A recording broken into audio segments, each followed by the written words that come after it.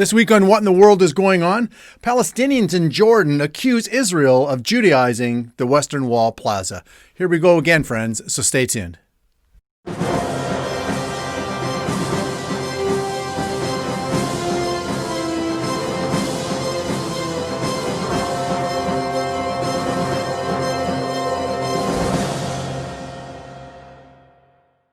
We at the Friends of Israel reported that yesterday on January 12th, stating that the Palestinians and Jordan have accused Israel of seeking to Judaize the Western Wall Plaza because of renovation work that is being carried out there. Referring to the renovations as excavations, the Palestinians and Jordan called for an immediate cessation of the work at the site. Of course, the Jordanian-controlled Waqf Department in East Jerusalem are the overseers of the Temple Mount. And they said, quote, that the excavations were part of the Israeli project to complete the Judaization of Al-Burak Plaza southwest of the Al-Aqsa Mosque.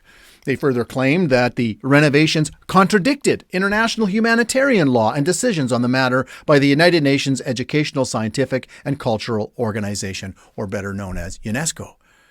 Now, friends, this isn't the first time that the Jordanians and the Palestinians have accused Israel of this. No, this has been going on for a very long time now, really fulfilling what Israel's Messiah, Yeshua, said some 2,000 years ago, that Jerusalem would be trodden down by the Gentiles until the times of the Gentiles be fulfilled. That's Luke 21:24.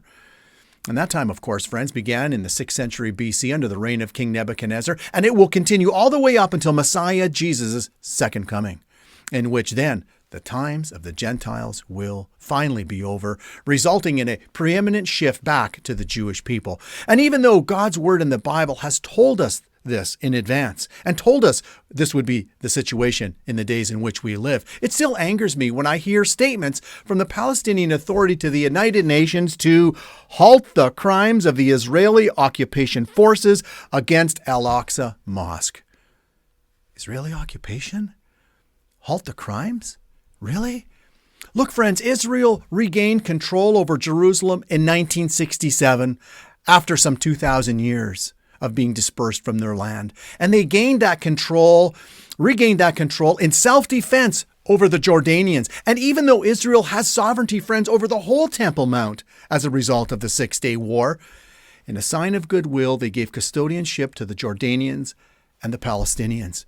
And yet, instead of being thankful to Israel, they even begrudge them of worshiping at the Western Wall. Look, I've said it many times before that Jerusalem is not even mentioned once in the Quran, but in the Bible it is mentioned over 800 times. And the God of Israel has placed his name there forever and is watching over it perpetually. And one day, friends, there is going to be a showdown in which God will gather all nations to Jerusalem. That's Joel chapter 3, verse 2. And he will enter into judgment with them there because they have scattered his people, that is the Jewish people, and divided their land, the land that God gave to them as an everlasting possession. And that, my friends, will finally put an end once and for all to the fight over Jerusalem and the control over the Temple Mount.